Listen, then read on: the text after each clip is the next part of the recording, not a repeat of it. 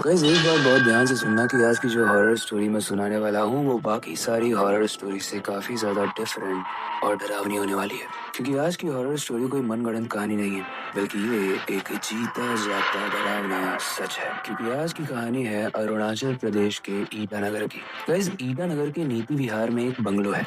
एक बंगलो जो पहली नजर में तो एकदम नॉर्मल सरकारी बंगलो लगता है, लेकिन जैसे ही आप उसके अंदर कदम रखते हो वहाँ की शांति एक अजीब सा सन्नाटे वाला डर बन जाता है। हवा में मानो एक अजीब सी ठंडक घुल जाती है, एक ऐसी डरावनी ठंडक जो इंसान का खून जमा देती है और किसी भी इंसान का होश उड़ा सकती है। लोग कहते हैं कि ये जो बंगलो है ये अरुणाचल प्रदेश के एक्स चीफ मिनिस्टर कलिको पुल का था, लेकिन उनके बाद भी ये जगह खाली नहीं रही। लेकिन जितने भी लोग यहाँ पर आए उन्होंने देखा कुछ ऐसा जिसके बाद उनके रातों की नींद उड़ गई। एंड आई बेट कि इस स्टोरी को सुनने के बाद शायद ही आपको नींद आए, क्योंकि इस कहानी में डर के साथ साथ इंटरेस्ट भी है, लेकिन थोड़ा सा डरावना घिनौनापन भी है। लेकिन वो स्टार्ट करने से पहले हेलो गाइस, मेरा नाम है अविनाश कुमार और आप देख रहे हो सीखो ऑफिशियल शो हॉरर स्टोरीज।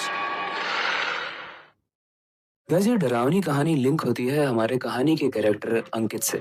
अंकित पेशे से एक इंजीनियर था और वो बहुत लॉजिकली सोचता था। वो सुपरस्टिशन में बिलीव नहीं करता था। उसे ये सारी ही चीजें भूत प्रेत वाली मनगढ़ंत लगती थी। अब हुआ ये था कि इस बंगले में एक दूसरे वीआईपी को शिफ्ट होना था, तो वो एक ऐसे इंसान को ढूंढना चाह रहा था जो ऐसी भूतिया जगहों पर जाने से डरे ना और इस जगह का इंस्पेक्शन करके इसकी रिपोर्ट उनके फैमिली मेंबर्स को दे दे, ताकि वो वीआईपी वाला बंदा उस रिपोर्ट को पढ़ के संतुष्ट हो पाए कि इस बंगले में कुछ नहीं होता जैसा लोग इसके बारे में बात करते हैं।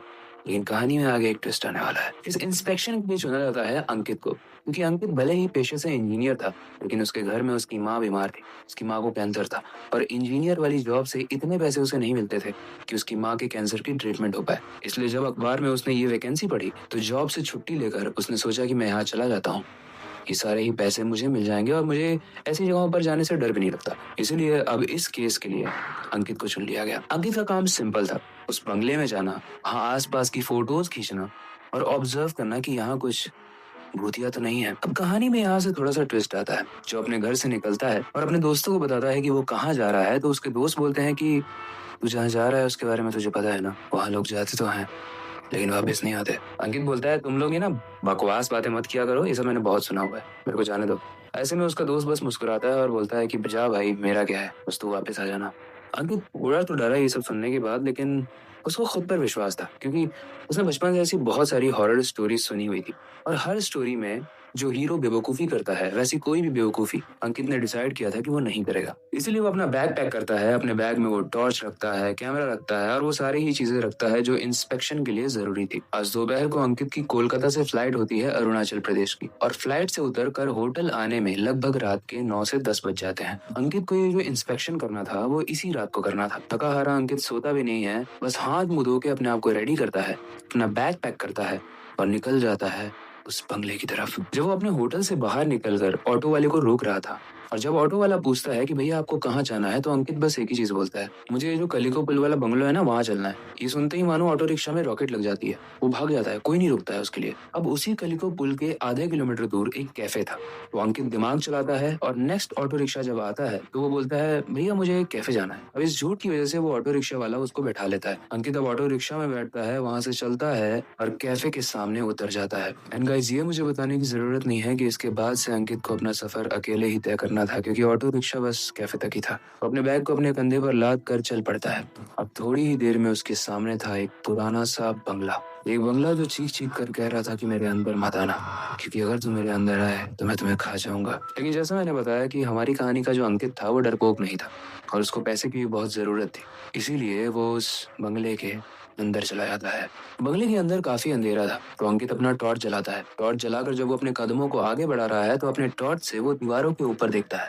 वो देखता है कि बहुत पुरानी पुरानी पेंटिंग्स बनी हुई हैं। बहुत सारी जगहों पे पुराने उंगलियों के निशान भी हैं और कई सारी जगहों पर कुछ लिखावट है। लिखावट जैसे किसी कलम से नहीं, बल्कि उंगली से निकलते हुए खून की स्याही से लिखी हो। लेकिन वो लिखावट भी काफी आधी अधूरी थी। वो बंगला बहुत बड़ा था, लेकिन फिलहाल अभी अंकित जिस कमरे में था वहाँ एक कुर्सी थी जो अचानक से हिलने लगी।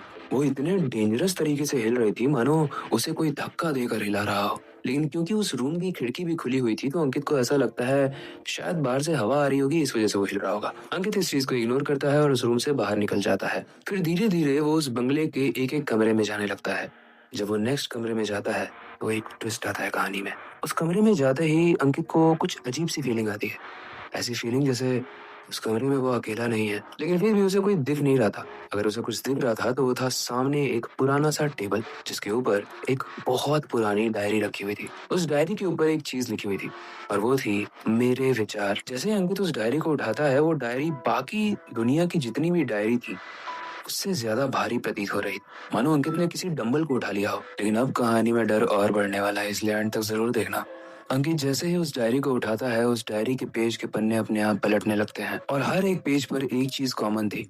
उस पेज पर जो भी लिखा हुआ था वो सब कुछ अधूरा था। पेज पलटते जा रहे थे और अंकित बस उसको देखता रह गया। उसे डर लग रहा था कि कहीं उसने थोड़ी सी भी मूवमेंट की तो उसके साथ कुछ बुरा ना हो जाए, इसलिए अंकित बस देख रहा था पलटते हुए डायरी को। तो ये पीछे से एक बच्ची की आवाज आती है, एक आवाज जो बहुत साफ थी लेकिन डरावनी थी। अंकित जैसे ही घूमा वो देखता है कि इस रूम के कॉर्नर में एक बच्ची है जो उसे देख रही है। आंखों में एक अजीब सी शांति और चेहरे पर उदासी। उस बच्ची की आंखों में एक ऐसा दर्द था जो उसी इंसान की आंखों में देखा जा सकता है जो मौत के करीब गया हो। वो लड़की देखने में लगभग 7 से 8 साल की उम्र की लग रही थी और उस लड़की के चेहरे पर एक बहुत बड़े चीरे के निशान थे। ऐसे में अंकित उससे सवाल पूछता है कि तुम कौन हो और यहाँ पर क्या कर रहे हो बच्चे? आपको चोट लग जाएगी, आप घर में जाओ।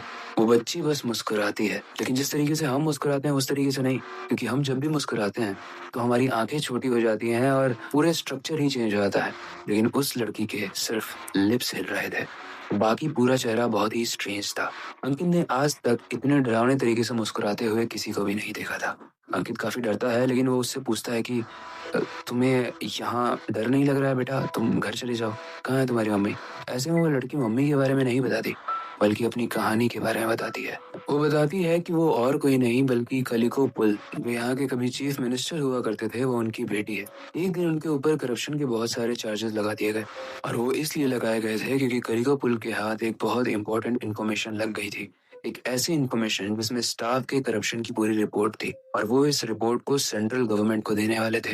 लेकिन जब उनके स्टाफ के मेंबर्स को पता चला तो उन्होंने उन्हीं के ऊपर करप्शन का इल्जाम लगा दिया और ये चीज सेंट्रल गवर्नमेंट तक चली गई। इसकी वजह से उनकी बहुत बदनामी हुई और इसकी वजह से उन्होंने इसी बंगले में एक रूम के अंदर अपने आप को आग लगा दी। जब उस आग की स्मेल उनकी बेटी तक पहुंची तो वो भागते हुए उस रूम में आई, पापा पापा करते हुए। लेकिन तब तक आग बहुत बढ़ चुकी थी और गेट भी अब बहुत जल रहा था, जिसकी वजह से वो बेटी भी अंदर ही कैद हो गई और वो जलता हुआ दरवाजा उस बेटी के चेहरे पर गिरा, जिसकी वजह से उसके चेहरे पर एक चीरे के निशान लग गए। एंड गाइस, अब मुझे ये बताने की जरूरत नहीं है कि इसी इंसिडेंट में वो चीफ मिनिस्टर और उसकी बेटी दोनों ही मारे गए। दरअसल वो मारे गए सुसाइड की वजह से नहीं और ना ही आग में जलने की वजह से, वो मारे गए करप्शन की वजह से। और ऐसा माना जाता है कि आज भी उस घर में ये दो आत्माएं चीख चीख कर अपना इंसाफ मांगती हैं। इस फाइल को दबा दिया गया उसी तरीके से जिस तरीके से हमारे देश में बाकी करप्शन के फाइल को हमेशा के लिए बंद किया जाता है। बंद किया जाता है पैसों के बेसिस पे, बंद किया जाता है पावर के बेसिस पे, और कभी कभी तो सिर्फ सिस्टम की मार की वजह से बंद कर दिया जाता है क्योंकि एविडेंस नहीं मिलता है।